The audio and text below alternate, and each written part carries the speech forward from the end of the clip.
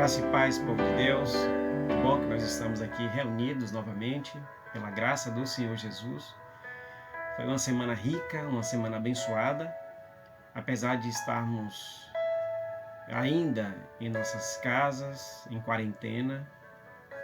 Mas eu escolhi um texto para a gente falar hoje, é o texto de 1 Pedro, no capítulo 1, a partir do versículo 6, que diz assim, meus queridos: Nisto vocês exultam, ainda que agora, por um pouco de tempo, devam ser entristecidos por todo tipo de provação.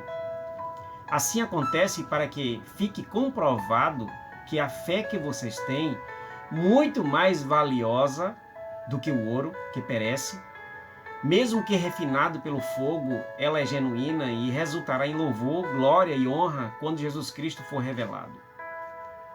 Mesmo não tendo visto, vocês o amam, e apesar de não o verem agora, creem nele e exultam com alegria indizível e gloriosa. Pois vocês estão alcançando o alvo da sua fé, a salvação das suas almas. Foi a respeito dessa salvação que os profetas que falaram da graça destinada a vocês investigaram e examinaram, procurando saber o tempo e as circunstâncias para os quais apontava o Espírito de Cristo que neles estava, quando lhes predisse os sofrimentos de Cristo e as glórias que se seguiram àqueles sofrimentos. A eles foi revelado que estavam ministrando não para si próprios, mas para vocês, quando falaram das coisas que agora lhes foram anunciadas por meio daqueles que lhes pregaram o Evangelho pelo Espírito Santo enviado do céu. Coisas que até os anjos anseiam observar. Portanto, estejam com a mente preparada, prontos para a ação. Sejam sóbrios e coloquem toda a esperança na graça que lhes será dada quando Jesus Cristo for revelado. Aguente firme, meu irmão, essa reflexão nesta noite. Alguns pesquisadores, eles afirmam que o descaso e a ignorância são os maiores aliados da miséria e do sofrimento no mundo. Pois duas coisas podem resultar das situações em que as pessoas não tomam consciência das consequências reais do sofrimento. A primeira é que elas aceitam o sofrimento e suas causas como destino inevitável. A segunda, não se valorizando a pessoa como convém e a sua fonte, quando o sofrimento chega. Em condições assim, meus irmãos, acaba-se aprendendo a sofrer com resignação, ou seja, sofre ou se conforma, abrindo mão de lutar pela liberdade de seus próprios valores. Dissipar essa ignorância e encorajar os crentes a resistir com a esperança da vitória é uma das muitas finalidades desta carta do apóstolo Pedro, a sua primeira carta. Na passagem de hoje, o autor descreve a situação real em que se encontravam seus próprios leitores. Vejam que eles já eram seguidores do Senhor Jesus Cristo, eles já faziam parte do cristianismo, e por fato deles fazerem parte do cristianismo, eles já eram perseguidos. Agora, a tormenta estava se instalando e a vida para eles seria uma experiência difícil e muito cruel. Em vista desta ameaça, Pedro transmite a seus leitores palavras de encorajamento, desafiando-os a que permaneçam inabaláveis na fé que eles tinham, apesar de... Então, meu querido, meus irmãos, é preciso suportar o sofrimento com consciência do destino da nossa vida e sobre aquele que está nos conduzindo para este próprio destino. O apóstolo chama a atenção para algumas grandes verdades e algumas grandes razões pelas quais seus próprios leitores deveriam suportar toda a tribulação, certos da vitória final que os esperava. Em primeiro lugar, meus irmãos, eles deveriam suportar todas as provações por causa daquele quem estava depositada a sua esperança. Aos cristãos está reservada uma grande herança lá nos céus Pedro estava falando isso. A vida e o gozo eterno, meus irmãos. Esta herança é mais do que certa, porque foi totalmente garantida através do próprio Filho de Deus, o próprio Cristo Jesus. Por esta razão, o sofrimento e a morte terrenos são passageiros. Nosso resgate, salvação e libertação estão garantidos na pessoa de Jesus. Resta agora perguntar. Talvez aqueles irmãos estavam perguntando: Pedro, quando será esse tempo? O quanto tempo devemos esperar mais, Pedro?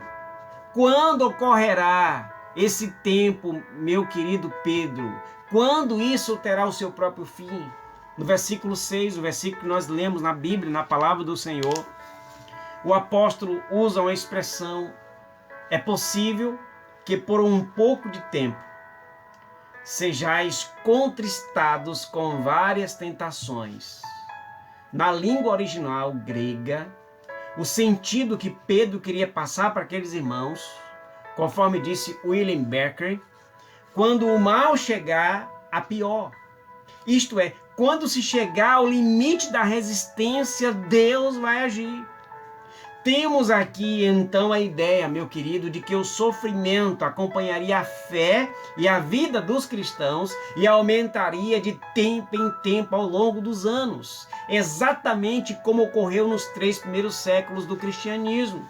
Mas, meu querido, a certeza que Pedro está dizendo aqui, que o apóstolo tem dessa grande situação, não chega a torná-la pessimista.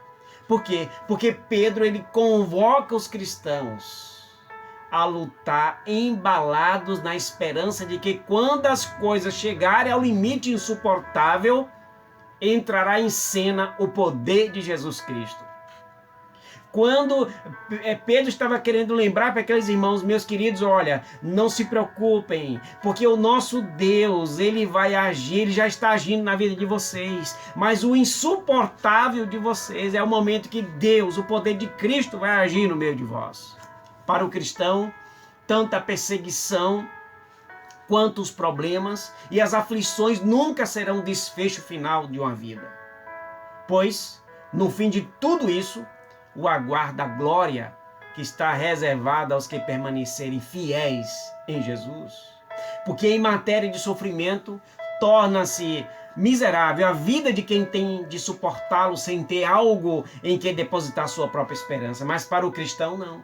O cristão, ao contrário, meu querido e minha querida, tem a esperança da libertação e do gozo eterno que estão garantidos de uma única pessoa, na pessoa de Deus, na pessoa de Jesus. A segunda razão por que o cristão deve suportar as provações é que para o apóstolo Pedro, o cristão pode sofrer qualquer aflição se tiver sempre em mente que ela é na realidade apenas uma provação. As tribulações que sobrevêm ao cristão são como o fogo ao qual é submetido o ouro para provar sua qualidade, meus irmãos. Veja que submetido ao fogo escaldante, o ouro se revela até hoje como metal mais refinado, forte, puro, resistente. Uma figura semelhante ilustra, que está ilustrando bem esta verdade, são os rigores a que são submetidos atletas no próprio treinamento. Eles nunca têm um propósito de esgotar os seus próprios esforços, mas de capacitá-los para desenvolver mais e mais a sua própria força e a sua própria capacidade de resistência. Importa que o cristão passe por várias provações nesse tempo, meus irmãos, porque a expressão grega que Pedro utiliza aqui, literalmente, é multicolor. Há uma palavra lá grega que significa multicolor. Há multiforme posições. Há várias maneiras, há várias colocações. Da mesma forma como a Bíblia fala, que Pedro fala isso na sua carta, no capítulo 4, que é a multiforme graça de Deus, também ele usa essa expressão aqui, no sentido de provação do cristão. Assim, mesmo quando a nossa tribulação é multicolor, vem ou tem várias formas, isto é, de todo tipo de espécie, a graça de Deus também o é, ainda em maior grau. Mesmo que os problemas são diversos, a graça de Deus é muito maior do que essa diversidade dos problemas que nós temos. Não há uma única situação humana, meus irmãos, em que a graça de Deus não possa superar. A graça de Deus supera todas as coisas na vida do cristão.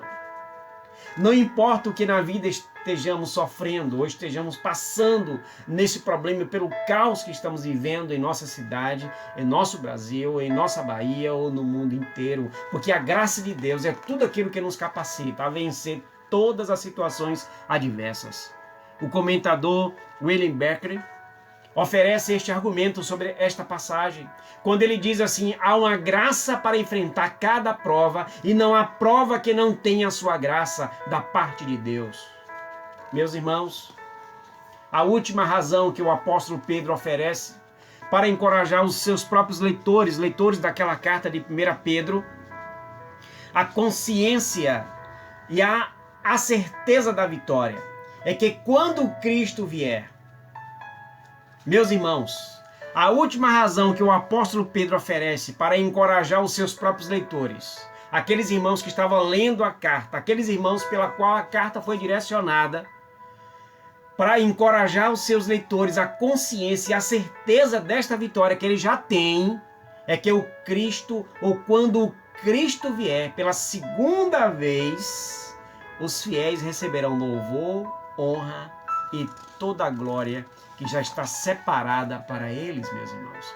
Nós podemos enfrentar qualquer coisa, certo de que naquele dia, quando Jesus Cristo voltar, escutaremos a sua voz dizer: muito bem, meu filho, muito bem, servo fiel, muito bem, serva fiel.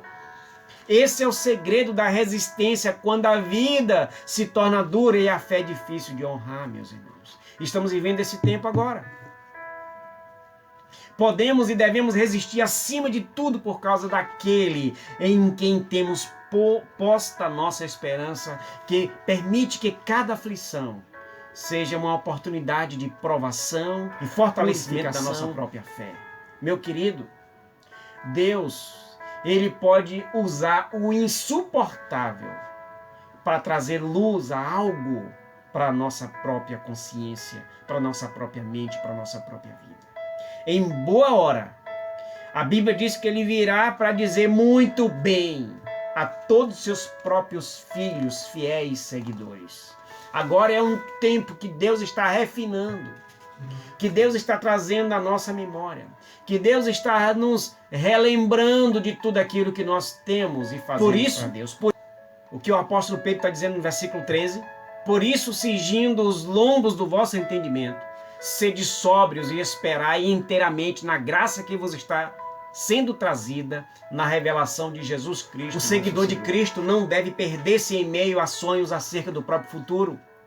Tem isto sim, de ser diligente e forte nas batalhas do presente, meu querido, porque o futuro prometido por Deus já é garantido, já é certo, já é seguro para nós.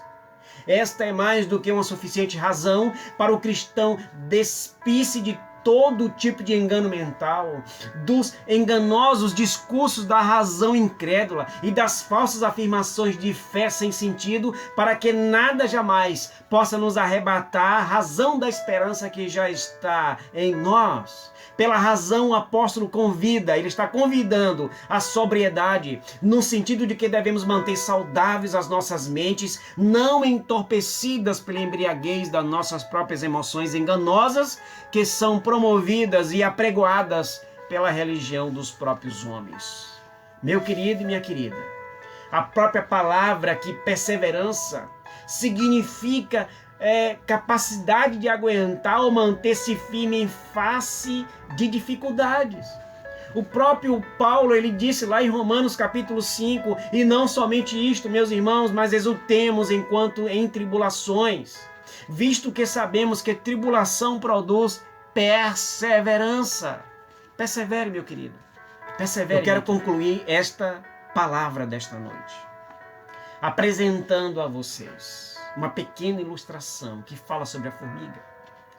Conta-se uma história que um soldado guerreiro de nome Timor, certa vez ele foi obrigado por seu próprio inimigo a se refugiar em um edifício que estava em ruínas, onde ele permaneceu sentado durante horas e horas. Naquele momento, ele desejava desviar os próprios pensamentos que ele estava tendo naquele momento, porque o momento que ele estava passando era desesperador, porque o inimigo estava vindo. Conta que fixou seus olhos numa formiga. Aquela formiga tentava subir uma parede, carregando um grão de trigo maior do que o seu próprio corpo. Ele observou os esforços que desprendeu para que aquela formiga pudesse conseguir o que ela estava desejando, levar aquela semente. O grão caiu ao chão 69 vezes. Ele viu esta cena. 69 vezes o grão caiu. Mas o inseto perseverou e, por fim, na 70ª vez, pôde chegar ao alto. Ela chegou ao cume onde ela estava querendo levar aquela semente. Ele conta que este fato o confortou grandemente naquele momento em que ele mais precisava. E ele diz que jamais se esqueceu deste fato, desta lição de vida. Meu querido, o segredo é este: perseverança. Persevere, meu querido e minha querida. Esse é um tempo em que nós estamos vivendo e Deus está dizendo o tempo todo para nós: persevere. Lute com as armas espirituais. Esteja do lado de Deus, esteja com Deus, ore mais, creia mais, leia mais a palavra, se conecte mais com Deus, porque a minha oração é que você esteja com Ele, hoje e eternamente, em nome de Jesus. E eu oro por você agora, Pai eterno, oro por esse meu irmão e minha irmã, que os momentos difíceis que nós estamos passando nesse período de quarentena, seja ele de todos os lados, Pai, que teus filhos, nós, possamos assumir a liderança e perseverar. Deus, oramos ao Senhor, pedindo ao Deus eterno proteção para os nossos filhos e filhas, nossos irmãos e irmãs, a todos aqueles que estão na escuta deste programa, na escuta, Deus, desta palavra, e a todos aqueles que não puderam ouvir, mas que possa a tua graça alcançar todos eles, no mundo todo. É a oração que nós te fazemos, em nome de Jesus. Amém. Deus te abençoe, meu querido, e até a próxima. Um grande abraço de coração.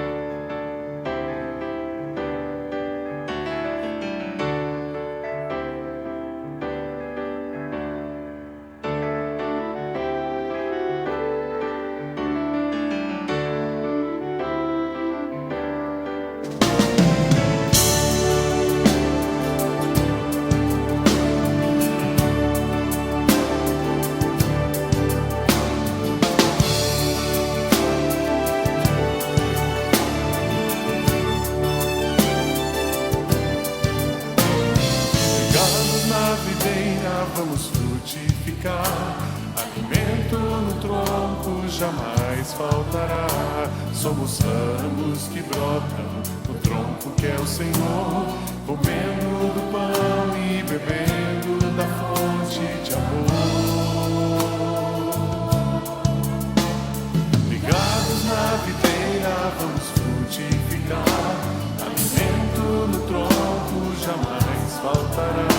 Somos ramos que brotam no tronco que é o Senhor, comendo do pão e bebendo da fonte de amor. Jornando vida em adoração, levando vida e libertação. Vida na vida do nosso irmão, repartindo a vida através do pão, servindo uns aos outros e glorificando ao Senhor.